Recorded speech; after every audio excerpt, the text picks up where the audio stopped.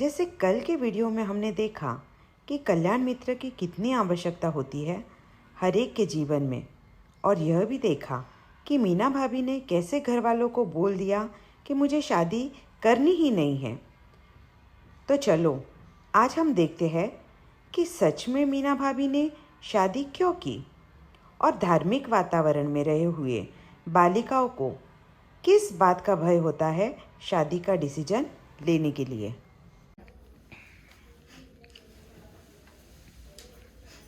अलका बेटी, सुन तो जरा, क्या हुआ है? कुछ तो बता हमें। मैंने कहा ना, मैंने शादी के बारे में अभी कुछ सोचा ही नहीं है। सोचा ही नहीं है मतलब? तुम्हें शादी नहीं करनी है तो क्या तुम्हें दीक्षा लेनी है? नहीं पिताजी, ना ही मुझे शादी करनी है और ना ही मेरे दीक्षा के भाव है। मेरे मन में बस अजीब सा डर है। डर? कैसा डर बेटी? कुछ तो बताओ हमें। पता नहीं, शादी की बात को सुन के मन को खुशी ही नहीं हो रही है। ऐसे बहुत सारी शंका है मेरे मन में। शादी करने के बाद परिवार कैसा होगा, वो लड़का कैसा होगा, क्या वो मुझे अपनी धर्म आराधना करने देंगे, ऐसी कई सारे सवाल है मेरे मन में। क्यों इतनी फिक्र कर रही हो बेटा? सारी चिंता छोड़ दो। हम तुम्हारे लिए अपने परिवार जैसा ही परिवार और ऐसा लड़का ढूंढेंगे जो तुम्हारा पूरा ख्याल रखेगा, और ऐसा धार्मिक वातावरण रहेगा जो तुम्हें तुम्हारी धर्म आराधना करने में सहाय होगा। बेटा विश्वास रखो, बिल्कुल चिंता मत करो। हाँ बेटा, तुम्हारी खुशी हमारे लिए सबसे बढ़कर है। हम हमेशा तुम्हारे साथ है। तुम्हारी खुशी में ही हम खुश है बेटा। बेटा आप दोनों से बढ़ के मेरे हित का कौन सोचेगा? आप तो मेरे वडील है। आप जो भी कहेंगे वो मुझे मंजूर होगा। मन की इच्छा ना होते हुए भी अलका ने शादी के लिए हाँ कर दी। उसकी शादी के 3 दिन पहले अलका बैठे बैठे रो रही थी। अलका, अलका कहाँ है? अलका शायद ये रो रही है। चल इसको पूछते हैं क्या हुआ है। अरे अलका, रो क्यों रही है? तेरी शादी है, तुझे तो खुश होना चाहिए ना। मेरी शादी को भी सिर्फ 3 दिन रह गए। मुझे अभी तक कुछ समझ में नहीं आ रहा है, मैं ये शादी करूं या नहीं करूं। मुझे ये भी नहीं समझ रहा है कि क्या मैं वहां जाके कैसे रह पाऊंगी, क्या वो लोग मुझे अपनी धर्म आराधना करने देंगे या नहीं। मेरी अभी जैसे धर्म आराधना की दिनचर्या है, जो धर्म आराधना पे शुरू होती है और वही खत्म होती है, क्या मैं वो कर पाऊंगी?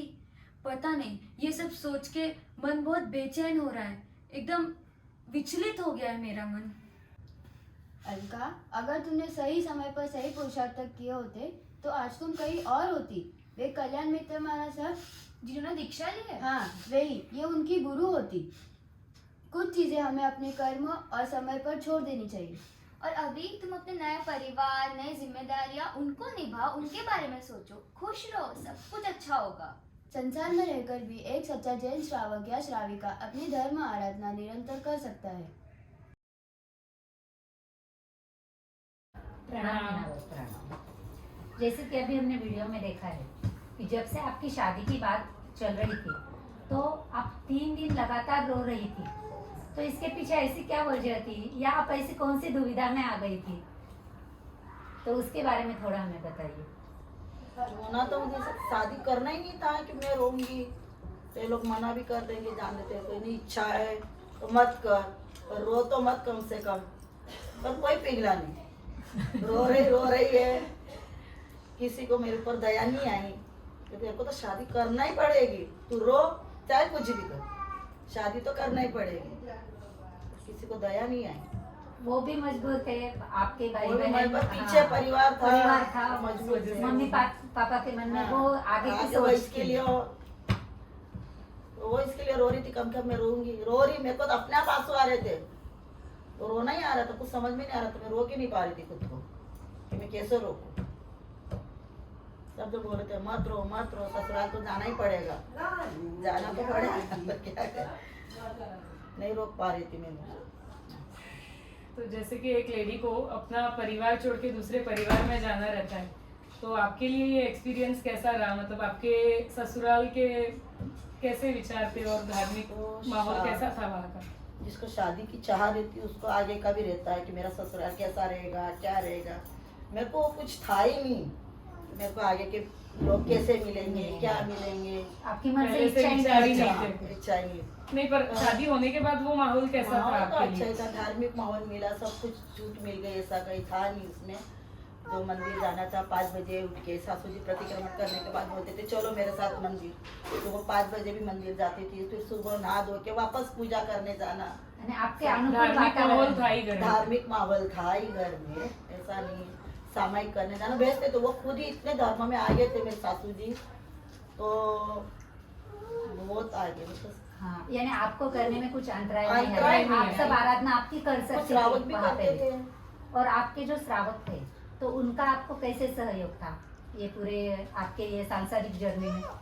श्रावक जी का तो सहयोग था, उन्होंने कभी मुझे धर्म के लिए रोका ही नहीं कि तुझे जो करना है तू कर, पर हमें मत टोक, अच्छा, हमें कुछ मत दो, बच्चों को और मुझे कुछ मत। बच्चों को भी जो करना करते थे भारतीय धर्म, और बच्चों को तो बच्चों का भी करना ही था, वो करते थे बच्चे, पर वो बोलते मुझे मत टोक, मेरे पास समय नहीं है, मैं सर्विस वाला हूँ, तुझे जो करना है तेरे को मना ही नहीं है। मैंने उपध्यान तब किया, जा तेरे को करना है तू कर, मेरी कोई मनाही नहीं है।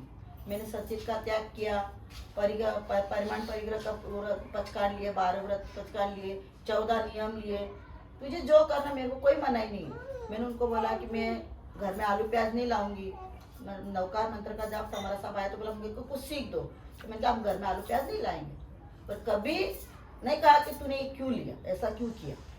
उनकी खुद की भी श्रद्धा थी या ऐसा कोई उनके बारे में कोई अनुभव हुआ था आपके श्रावक के बारे में? जैसे आप आराधना करती थी, नवकार का स्मरण बोलो, रत्नाकर पचीसी, जो भी आप करते थे, तो साथ में वो भी आपको सहयोग देते थे? बिल्कुल बिल्कुल, वो भी करते थे।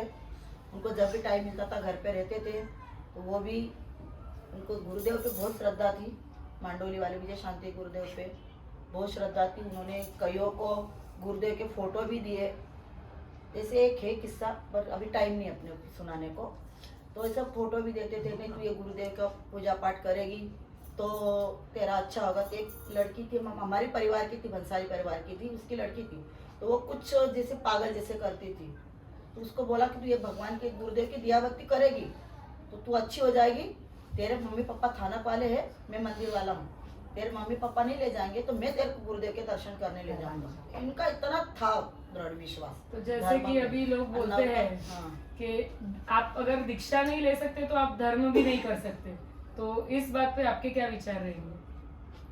दीक्षा नहीं ले सकते हो तो धर्म भी नहीं कर सकते, होता है। अब सर्विस वाले रहते हैं, नहीं धर्म कर पाते, सामायिक प्रतिक्रमण कुछ नहीं कर सकते, पर इतना तो कर सकते हैं, परिमाण का परिग्रह का व्रत ले सकते, पचकार अपनी इतनी साड़ियाँ, अपन इतने जेंट्स लोग भी इतना ले सकते परिमाण कि अपन जूते शूज वगैरह कम यूज करें, अपन नहीं ज्यादा कुछ तो कुछ तो कंदमूल छोड़ सकते। संसार में रहकर भी सच्चे जैन श्रावक श्राविका अपनी धर्म आराधना को अखंड रूप से निभाकर मुक्ति पथ पर अग्रसर हो सकते हैं।